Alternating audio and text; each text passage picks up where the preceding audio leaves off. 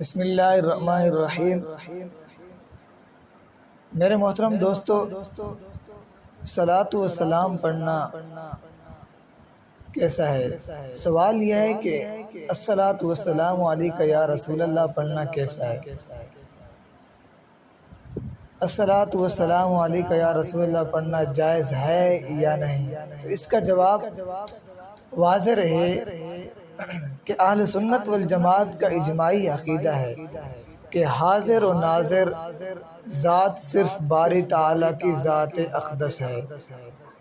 اس کے علاوہ کائنات میں کوئی بھی ایسی ذات نہیں جو ہر جگہ موجود ہو اور سب کچھ دیکھ اور سن رہی ہو، یہاں تک کہ نبی آخر الزمان صلی اللہ علیہ وسلم بھی حاضر و ناظر نہیں، اور آپ صلی اللہ علیہ وسلم کے بارے میں حاضر و ناظر کا عقیدہ رکھنا بتصریحات فقہا کفر ہے، جیسا کہ فتاوی قاضی خان ہے۔